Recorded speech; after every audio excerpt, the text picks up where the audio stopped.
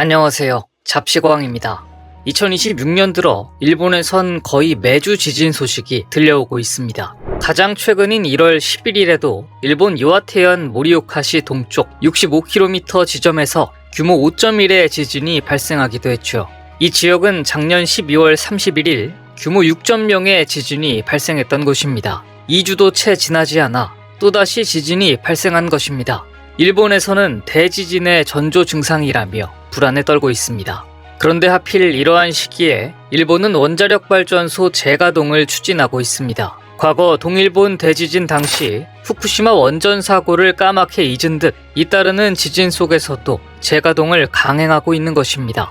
일본 정부는 에너지 수급 안정과 전력 부족 문제를 이유로 일부 원전에 대한 재가동 절차를 단계적으로 추진해 왔습니다. 이런 가운데 원전 재가동을 위해 실시한 안전성 심사 과정에서 데이터 조작 정황이 확인되면서 또 하나의 악재가 불거진 바 있죠. 일본 주요 언론에 따르면 주부전력은 혼슈 중부 시즈오카현 하마오카 원전 3, 4호기 재가동을 위한 원자력 규제위원회 심사 과정에서 자사 직원이 2019년 조작된 데이터를 설명한 의혹이 있다고 밝혔습니다. 문제가 된 것이 또 하필 내진 설계 기준이 되는 기준지 진동입니다.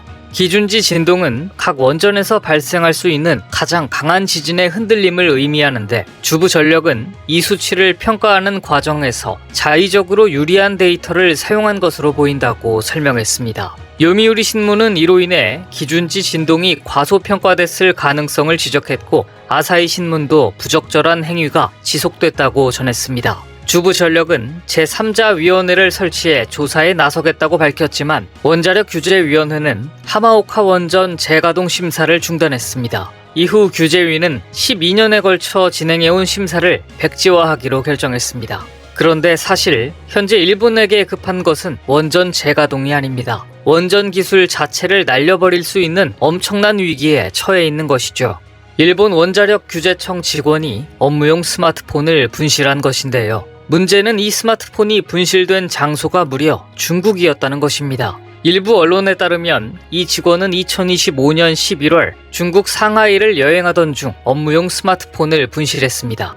해당 스마트폰은 기밀성이 높아 외부에 공개되지 않은 핵 안보 담당 부서 직원명과 연락처들이 등록되어 있었죠. 일본 원자력 규제청은 정보 유출 가능성을 배제할 수 없다며 개인정보보호위원회에 이 사안을 보고했습니다. 핵 안보 담당 부서는 일본 내 원자력 시설에 있는 핵물질 보호 대책을 담당하는 곳입니다. 테러 공격이나 핵물질 도난을 막기 위해 직원 개인의 이름이나 부서, 연락처는 원칙적으로 공개되지 않죠. 이 직원은 지난해 11월 3일 방문지인 상하이 공항에서 보안 검사를 받던 중 수화물을 꺼내다가 스마트폰을 분실한 것으로 알려졌습니다. 사흘 뒤에야 분실 사실을 파악하고 상하이 공항에 문의했지만 당연히 찾지 못했죠. 분실 스마트폰에는 전파도 닿지 않아서 원격 잠금이나 데이터 삭제도 어려운 상황입니다. 원자력 규제청에 따르면 이 스마트폰은 긴급 상황 시 소집 대상이 되는 직원에게 지급됩니다. 외국 방문 시에도 항상 휴대해야 하죠.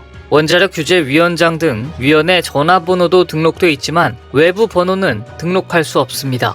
현재까지는 분실된 스마트폰이 악용된 흔적은 없다고 전해집니다.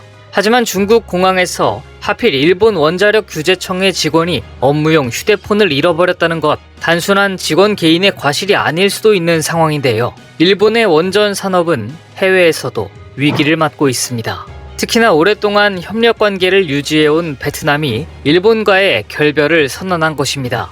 실제로 베트남 정부는 지난 17년간 이어온 일본과의 원자력 발전소 건설 협력을 최근 종결했습니다. 베트남 현지 언론에 따르면 베트남 정부는 얼마 전 판민진 총리 주재로 제4차 닌투원 원전 건설 추진위원회를 개최해 닌투원 2호 원전 사업의 경우 일본과 협력하지 않기로 결론냈습니다.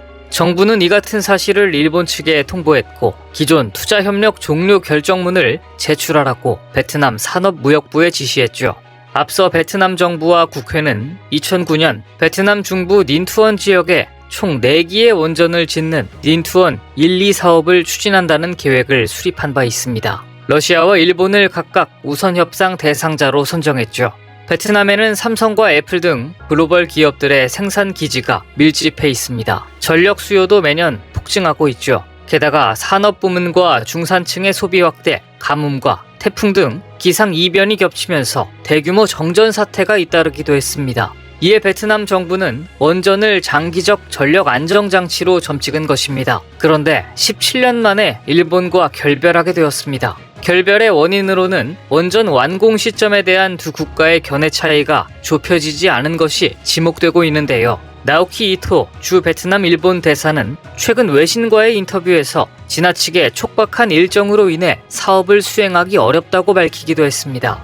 베트남의 판민진 총리도 진전이 예상만큼 이루어지지 않았으며 협상 속도가 지연되는 등 즉각적인 주의가 필요한 많은 장애물이 있다고 지적하기도 했죠. 하지만 일본의 철수에도 베트남 정부의 원전 추진 의지는 높은 상황입니다. 결국 일본을 제외한 다른 국가에 원전 건설을 요청하겠다는 의미입니다. 베트남 총리는 닌투언 2호 사업 발주처인 베트남 에너지 산업공사에 첨단 기술을 보유한 적합한 사업 파트너를 선정하는 방안을 보고하라고 지시했습니다. 원전 강국 대한민국에게는 베트남이라는 신시장이 열린 것입니다. 베트남이 속도를 주문한 만큼 한국 외에는 대안이 없다는 의견이 나오고 있습니다. 일본이 빠진 자리를 대체한다면 동남아시아 원전 시장 진출도 가능해지는 셈이죠. 베트남 닌투언 2호 사업의 규모는 약 12조 7천억 원에 달할 전망입니다. 그런데 문득 웨스팅하우스라는 악몽이 떠오릅니다. 현재 한국 원전업계는 미국 원전 기업인 웨스팅하우스와의 불공정 계약으로 원전 수출에 제동이 걸린 상태인데요. 웨스팅하우스와의 지식재산권 분쟁 종료 협정에 따르면 팀 코리아는 체코를 제외한 유럽에 진출할 수 없습니다. 그러나 베트남과 중동 등의 국가의 진출은 가능한 상황이죠. 외신에 따르면 일본이 빠진 닌투언 2호 사업에는 대한민국과 프랑스, 미국 등 국가들이 참여 의사를 타진하고 있습니다. 베트남 현지에서는 한국과 베트남의 관계가 워낙 돈독하기 때문에 그동안 원전 수주 노하우를 쌓아온 팀 코리아에게 유리한 구도라는 평가가 나오고 있는데요. 2025년 8월 베트남 공산당 서기장인 또럼은 한국을 찾은 적이 있습니다. 당시 이재명 대통령은 정상회담에서도 한국 기업들이 원전을 비롯한 인프라 분야 사업에 참여하길 희망하고 있다고 밝혔죠. 베트남 측도 이에 긍정적인 반응을 내비친 것으로 전해집니다. 정상회담 이후 한국과 베트남은 원전 분야 인력 양상 협력 양해각서를 체결하기도 했습니다. 지난해 10월 한국전력은 베트남 하노이에서 닌투언 2호 원전의 발주처인 베트남 국가산업에너지공사와 베트남 원전 분야 인력 양성 협력을 위한 공동 워킹그룹 워크숍을 개최하는 등 실무기관의 활발한 협력도 이어가고 있습니다. 원전업계 관계자는 베트남 원전 사업에 대해 이러한 견해를 밝혔습니다. 한국은 정치적 리스크도 가장 적으며 기술적으로도 경쟁국 대비 월등하다. 여기에 기술 이전과 원전 인력 교육 등에서 전향적이어서 베트남 정부의 최적의 파트너다. 국가산업에너지공사와 베트남 전력공사에서 어려움이 생길 때마다 찾는 곳이 한전과 한국 기업이다. 조만간 양국 원전 협력이 본 궤도에 오를 것이다 라고 말이죠. 지난해 일본의 다카이치 사나에 총리는 취임 직후부터 바람잘 날이 없었습니다. 일본 국내 지지율은 굉장히 높은 상황이지만 이와 반대로 국제사회에서는 고립을 택했죠. 중국과의 갈등은 다카이치 총리의 취임과 함께 발발했습니다. 그런데 높은 국내 지지율에도 다카이치의 정치적 입지는 불안불안한 상황인데요. 오는 1월 23일은 일본 정기국회가 소집되는 날입니다. 다카이치 총리는 이날 소집 개정인 정기국회 초기에 중의원을 해산하기 위한 검토에 착수한 것으로 알려졌습니다. 일본 국회는 임기가 6년인 참의원과 임기 4년인 중의원으로 구성되는데요. 미국의 상원과 하원 개념입니다. 참의원은 임기가 보장되는 반면 중의원은 총리가 언제든지 해산할 수 있죠. 중의원 해산은 총리의 가장 강력한 권한입니다. 시의적절하게 이 권한을 사용한다면 권력 기반을 한층 공고히 할 수 있습니다. 그러나 조기 예산 이후 치러지는 총선에서 패한다면 정권이 위기를 맞을 수도 있어 양날의 검으로 불립니다. 다카이치의 전임 총리인 이시바 시게루 역시 취임 직후인 2024년 10월 중의원을 해산해 총선거를 치렀지만 자민당이 당시 선거에서 패배하며 여소야대 구도가 형성된 바 있습니다.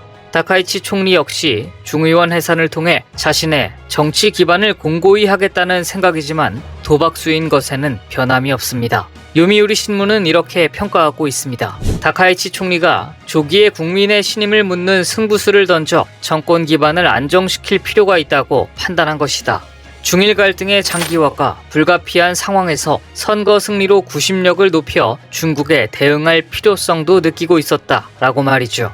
이런 상황에서 다카이치 총리는 대한민국 대통령과의 정상회담에 의지하는 모습입니다. 1월 13일부터 다카이치는 이재명 대통령과의 한일 정상회담을 앞두고 있는데요. 외교 무대에서 다카이치의 활약 여부가 조기 총선거의 호재 또는 악재로 작용할 수 있을 듯 보입니다.